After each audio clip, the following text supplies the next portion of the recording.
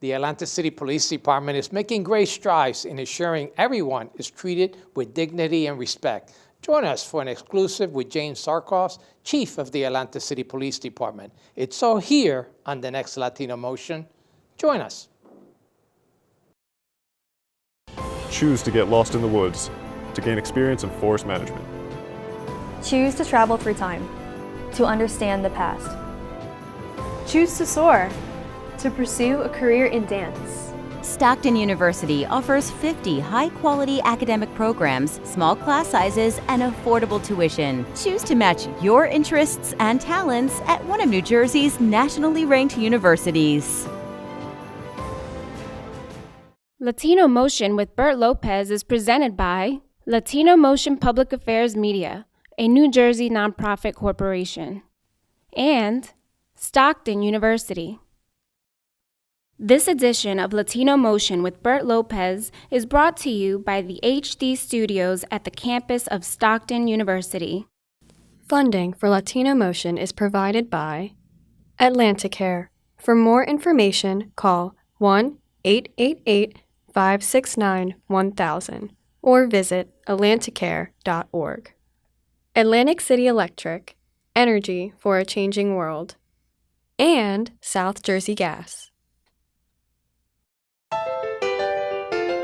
Welcome to Latino Motion, a weekly interview show highlighting issues impacting New Jersey's Latino community while advancing understanding of Latino cultural heritage and contributions to our society. And here is your host, Bert Lopez. Buenos dias and welcome to Latino Motion. I'm happy to have as my guest James Sarkos. He is the Chief of the Atlanta City Police Department. Chief, it's a pleasure to have you here on Latino Motion. Yeah, thank you, Bert, for having me. Pleasure's all mine. Feels great to be here. And I know that you recently got the job as chief permanent. You were acting chief, now you're the permanent chief, and you happen to be local. Tell me more about your career in law enforcement and how you ended up in the Atlanta City Police Department. Sure. So, I was raised in the city of Linwood, and I went to Mainland Regional High School. And while I was in high school, I started to develop an interest in law enforcement because of my experiences on the Linwood Rescue Squad. And at the age of 16, I joined the rescue squad. My brother had done it before me, so I kind of followed in his footsteps. He was a good role model for me. And I became an EMT at the age of 16, started going on medical calls, did CPR a few times, and I really liked the feeling I got of satisfaction from helping those in need. I started having a lot of interaction with the Linwood police officers, and I think it was at that point that I decided I wanted to pursue a career in law enforcement. So after high school, I went to college. I went to Atlantic Cape Community College. I ended up getting my associate's degree in criminal justice. And during that time, I decided to try to get some work experience in the field of law enforcement, so I became what's known as a Class 1 Special for the Ventnor Police Department. And I worked my first summer, summer 95, as a Class 1 Special. I went to Cape May County's Class 1 Police Academy, which is a very short 2-week police academy. And as a Class 1 Special, you have very limited police powers. You can enforce local ordinance violations. You can enforce Title 39, which is motor vehicle violations. And you can enforce Title 2C, which is the criminal code for disorderly persons and petty disorderly person offenses. But you can only detain if a person commits what's known as an indictable offense, detain for a full-time officer, or what's known as a Class 2. As a Class 1, you don't have a gun. You just have a nightstick and pepper spray. So then my second summer of college, I became what's known as a Class 2 officer for the Wildwood Police Department. I went back to the Cape May County Police Academy, graduated as a Class 2 officer. And a Class 2, you have full police powers while you're working, but you have no police powers off duty. And we have a very successful Class 2 program here in Atlantic City. So I did end up doing that for 4 years. During that same time period, I continued my education once I graduated from Atlantic Cape Community College, and I went to Stockton University, which is where we're at right now. Every time I walk through those doors here at Stockton, I always feel like I'm coming home. Really love this school, very proud of all the accomplishments they've done here. I mean, they've really expanded since I've been here. Certainly love to hear this story because, you grew up in the area, you got educated in the area, and you're contributing here as the chief and making a big difference in Atlanta City. One of the things that we hear often, and maybe it's something of the past, I'm hoping, but some people feel that Atlanta City isn't safe. And of course, as a resident of Atlanta City, enjoy living in the city, and I know it's a very safe city. Tell me more about why you feel it is safe in Atlantic City. Yeah, so I feel Atlantic City is very safe. I feel a lot of times the perception is not reality. If we look at homicides, for example, last year we had 7 homicides, 5 by gunfire, 2 were stabbing. All 7 of them were solved, and it's around a 50% decrease from the year prior. So the men and women of the Atlantic City Police Department have been working very hard to drive crime down. One area I can tell you that we did see an increase in was motor vehicle thefts. And that's something we saw not only in Atlantic City, but we've seen that all around the country where there's been a sudden increase in motor vehicle thefts.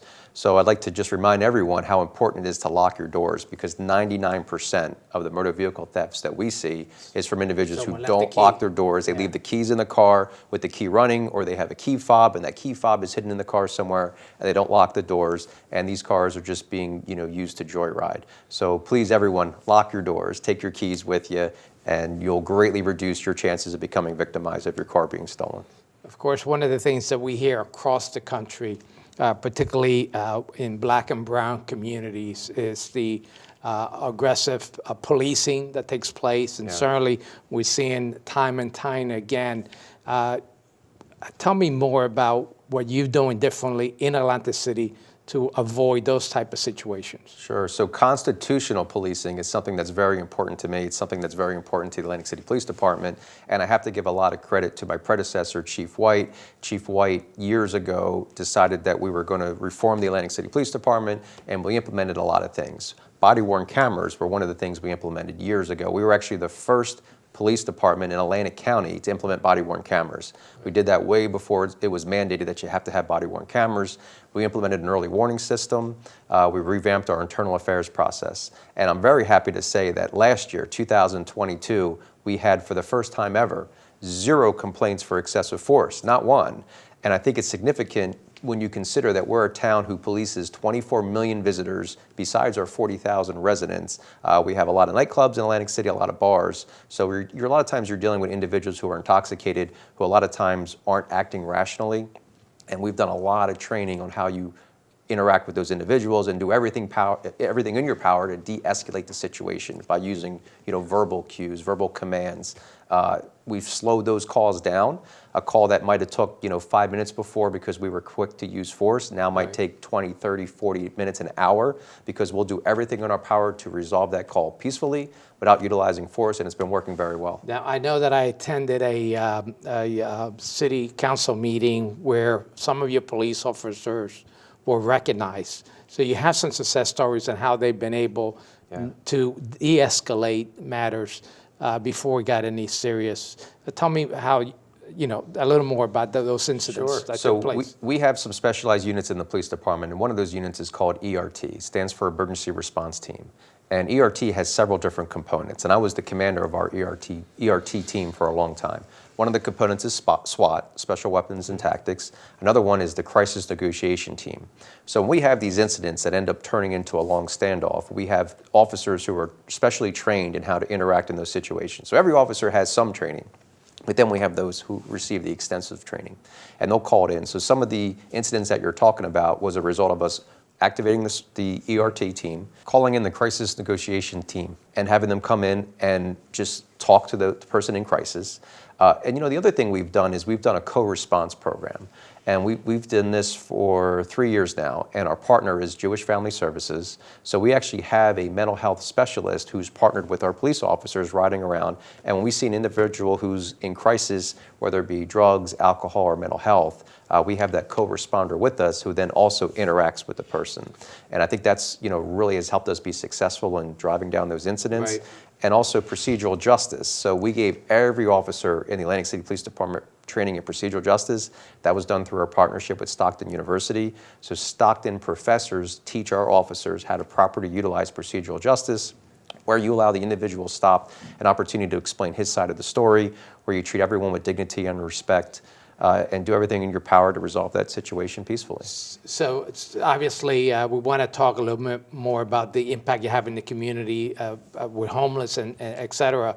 But you mentioned training a lot, and I think that's very important for your officers. Tell me more about why this is so important. Yeah, so I can't emphasize it enough. I always felt that you need to be a student of your profession. And as you heard earlier, I have an associate's degree, a bachelor's degree, and ended up going back and getting my master's degree from Seton Hall University. So I benefited a lot from having additional training, and I encouraged that with my officers, and I mandated a lot with my officers. So we've brought a lot of new training to the Atlantic City Police Department. Procedural justice is just one of them. Another thing we're doing with a company called J. Harris is we're implementing 2 more days of training, 2 more days more than all the other training that we're doing. One is in arrest, search, and seizure, legal updates, and case law review, and the other one is in regards to body-worn cameras, review of the policy, and how to properly use your body-worn camera to document evidence of a case. So without a doubt, you have a well-trained police force, but I want to continue have a discussion in terms of the community outreach. We want to take a quick break. We'll be right back with more Latino Motion.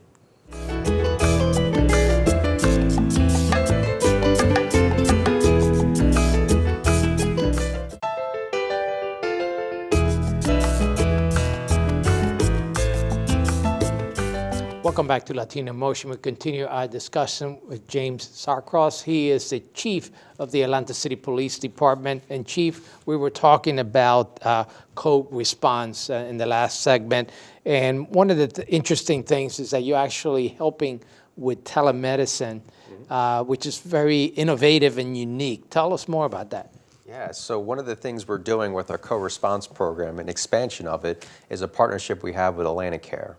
So what happens is our officers go out into the field and they identify a person who's in need of additional social services, and sometimes we find that they are not receptive to leaving where they are and seeking services.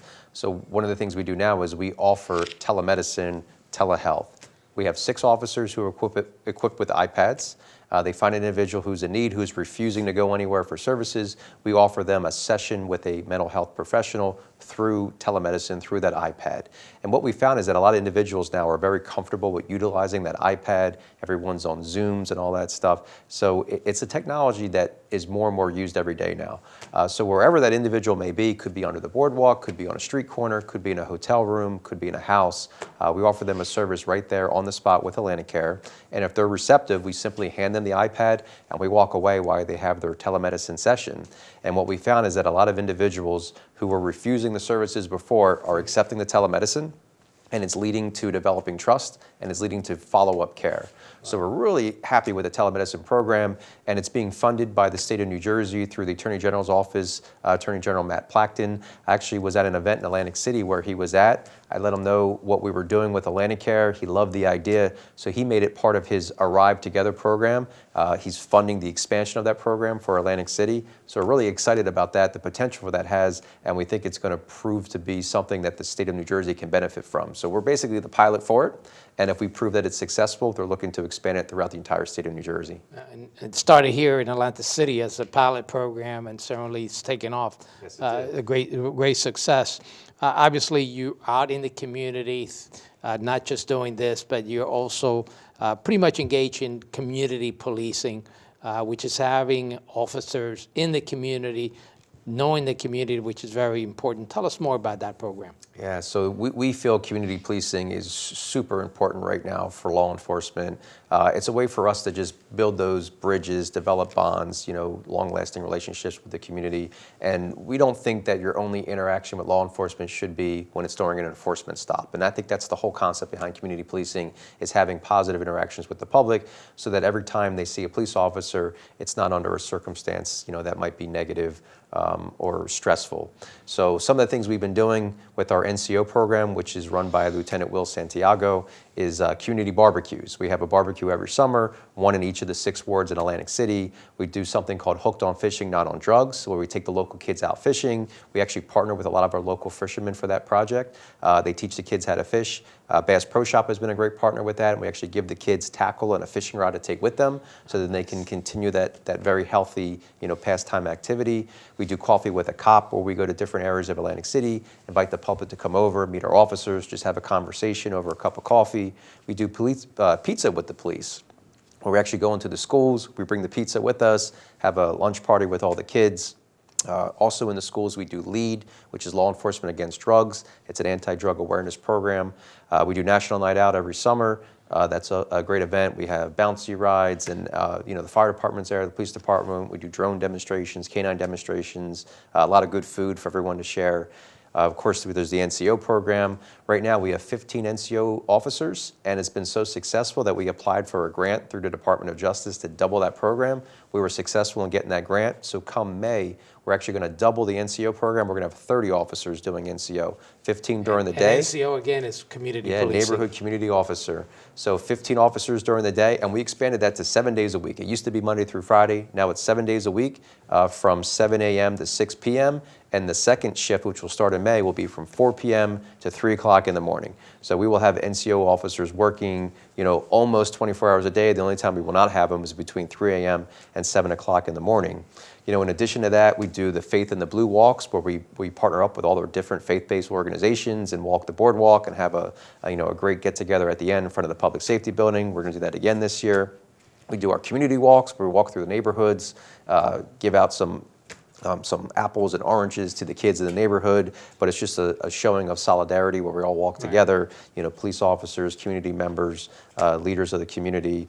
We do the community talks, where we go on Zoom and just have a conversation with about policing and law enforcement and things that are going on in the neighborhoods. We have the Junior Police Academy, amongst others. And obviously, these are great partnerships that make all this happen. You mentioned Atlantic Care, you mentioned Family Services, and you also have a partnership with the county prosecutor when you do the sweeps on the boardwalks, which is very instrumental in getting some people off the streets. Tell us more about that. Sure. So our NCO program, in addition to the 12 officers who are assigned 2 per ward to the 6 wards, we have 3 officers who are always doing homeless outreach. Matter of fact, they are called our homeless outreach officers. Oh, okay. And they're on that boardwalk every day in the beach blocks and all the other areas of Atlantic City where we've seen problems with homelessness, and they are engaging that at-risk population, trying to connect them with services. And the prosecutor has actually been a great partner with this. He's joined our sweeps. So the officers are out there every day doing this work, but a couple times a week, we get with our partners from social services, we get with the prosecutor's office, and we go onto the boardwalk, parking garages, anywhere where we see homeless congregating, and come to them and try to get them connected with the social service groups. Sheriff's Department's also been a great partner. Sheriff Eric Scheffler, who, as you know, used to be an Atlantic City police officer. He's now the sheriff of Atlantic County. We partner with him with the Hope One Project. Very good stuff. A lot of coordination. I think right now the spirit of cooperation between us and all of our law enforcement partners, whether it be federal, county, state, and local, is just the highest it's ever been. I mean, we're just all working for that same common purpose of improving the quality of life in Atlantic City. And I know you've partnered with agencies such as Atlantic City Electric on street lighting and other matters. Long term, how do you continue those partnerships going? So one of the things I always like to say is that public safety is not just a police responsibility, it's everyone's responsibility. So I think continuing to build those relationships with all of our partners in the private business, in local government, state government, county government, federal government, all of us working together, I think that's where we get to where we need to be.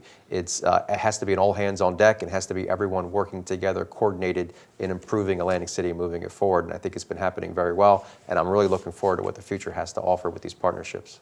Oh, we have a lot more to talk, certainly staffing, where you are with staffing, and as well as diversity of the police officers is the items that we want to talk about at the next segment. We're going to take a quick break. We'll be right back with more Latino Motion.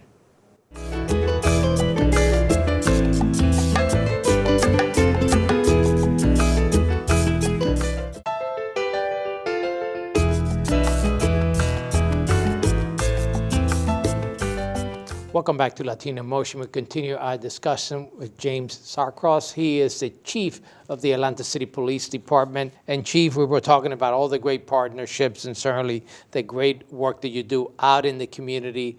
There's no doubt that you need a well-staffed police department. Tell me a little bit more about the staffing. Are you up to staff right now, and how many police officers does the city have?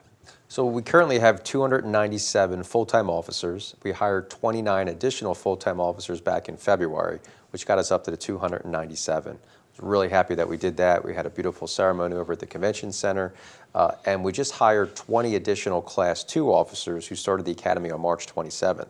but we're always looking for Class 2 officers. The Class 2 officers, we'll put them on the boardwalk. They go to the full police academy that a regular police officer goes to, and they're the ones that we look to hire full-time when we have the full-time opening. So anyone who's interested in a career in law enforcement, they can apply to the Atlantic City Police Department to our Class 2 officer program. They'll go to that full police academy, and then they'll be considered to elevation a full-time officer when there's an opening. Next police academy is going to start in October. You can apply at our website. So if you go to www.acnj.gov, click on careers, you'll see special law enforcement officer, put the application in, we'll start doing our background check. There's a physical fitness test you got to take, psychological test, drug testing, but it's a great way to get your foot in the door for a full-time career in law enforcement. And one of the things that we pride ourselves on is trying to diversify the Atlantic City Police Department as much as possible, and we'd love to have more representation from the Spanish community. So anyone who's interested, please apply.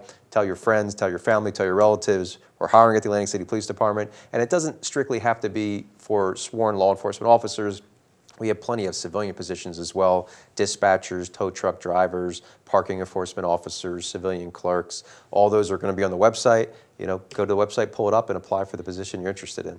And just going back to your intro, because you serve as a Class 2 officer yourself, and that would launch your career. So certainly those that may be interested in law enforcement, that would be a good way to get started. And I think it's a way to see if you really like the job or not. You know, one of the things I tell everyone is pick a career that you love doing. If you give it a try and you don't like it, find something you love to do. I personally love this job. I love the feeling of satisfaction you get from helping someone who's in need. I try to encourage a lot of people to seek law enforcement as a profession, but being a Class 2 is a great way for you to get your feet wet, see if you like it, and if you do, that's beautiful. Move on to a full-time career, and if you don't, you could try something else. And there's also the Explorer program, which is another gateway to get the younger kids involved in law enforcement, at least thinking about that as a career. Tell me more about that. Yeah, we have a really strong Police Explorer program in Atlantic City. It's run at the Powell building. Lieutenant Santiago is very much involved with that, as well as Officer Jamar Dabney. Matter of fact, just a couple weeks ago, we had a promotional ceremony. Just like we have rank in the Atlantic City Police Department, we actually have rank in the Police Explorer program, so that our youth who are in the Explorer program kind of get some experience in leadership. So we elevated up 3 of the Explorers to Explorer Sergeants, 1 to Lieutenant, and 1 to Captain. I want to talk a little bit about Jeff Rivera.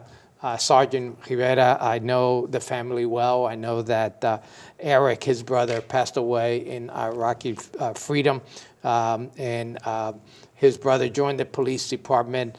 And right now there's a fundraiser ongoing for the family. Tell me more about that. Sergeant Jeff Rivera, he's a 15-year veteran of Atlantic City Police Department. What started off as having some stomach pain ended up being a diagnosis for stage 4 cancer. Jeff's family is a really beautiful family, Atlantic City family. As you mentioned, Jeff's brother Eric lost his life fighting for his country in Operation Iraqi Freedom. Jeff has been serving the city of Atlantic City and its residents and visitors and keeping the city safe, and unfortunately was diagnosed with stage 4 cancer. So we are doing everything we can to support Jeff and support his family. You know, one of the things we say in law enforcement is that nobody fights alone. You know, we're a family, we're a team, and you know, we're trying to fight for Jeff. And we'd love some support from the community in helping the Rivera family. We are doing 2 fundraisers for him and his family. You know, Jeff, he's married, his beautiful wife, Lisbeth, and they have 4 children. Jeff's the sole provider for his family, so we're trying to help them as much as possible. The first fundraiser is going to be on April 30th at Maynard's Cafe in Margate. Tickets can be purchased at the door. Anyone interested in supporting this event, you can contact the PBA at 609-347-5285. And then the second event we're having is actually a golfing outing, and that is going to be at McCullough's Emerald Golf Links on Ocean Heights Avenue in Egg Harbor Township. That's going to be on Wednesday, May 17th, 2023. Starts at 8 o'clock in the morning. There's going to be a breakfast. There's going to be a lunch. We're going to do a raffle. So anyone who's interested in supporting that can also reach out to the PBA. You can also call PBA President Joel Schwinger at 609-233-2571. We have many different sponsorships if anyone's looking to be a sponsor, or if you want to buy a ticket, a foursome, and actually play in the golf event, or if you just want to come out for the lunch, you can do that as well. Or any businesses who wants to contribute with door prizes or some of the raffles, we're also looking for that. And certainly we'll post that on Latino Motion as well and our website, so folks could participate, and certainly wish that family well, right? They're a very special family. I mean, I know Jeff, his wife, his kids boy, what a great family. Anything we can do to support them, we're trying to do.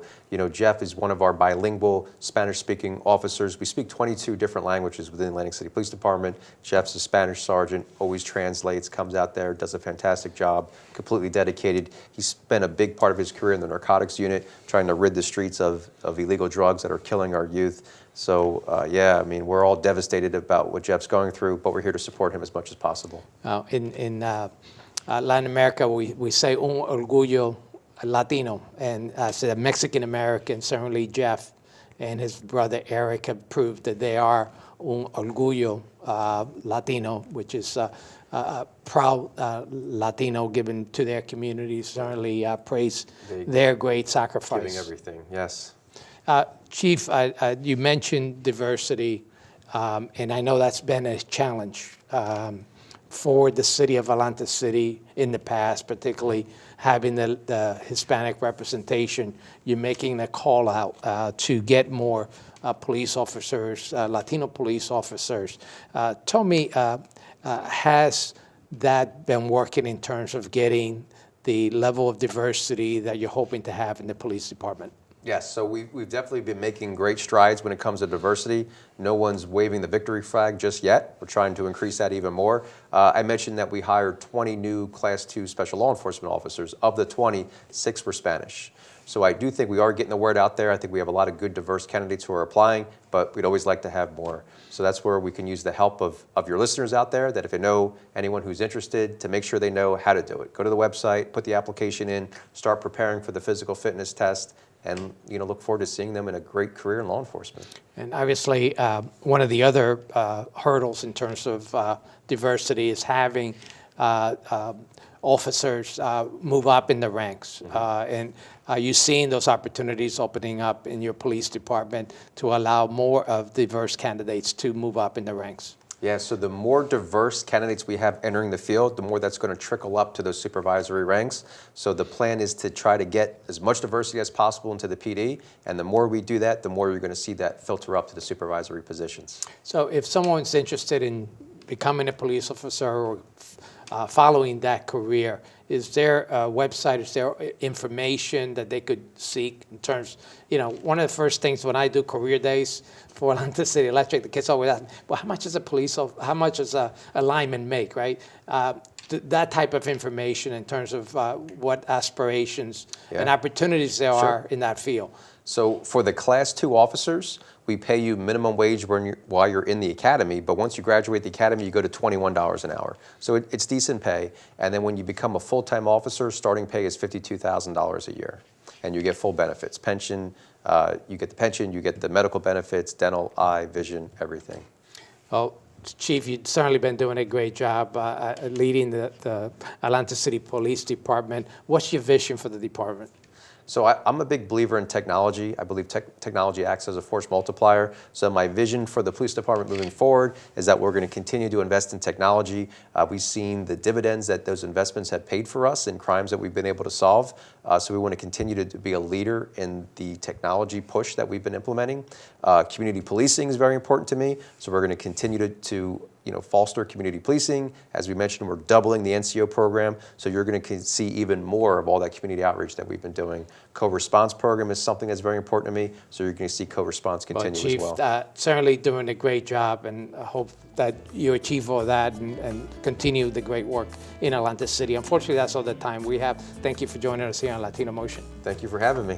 And that's all the time we have, folks. Thank you for joining us once again here on Latino Motion.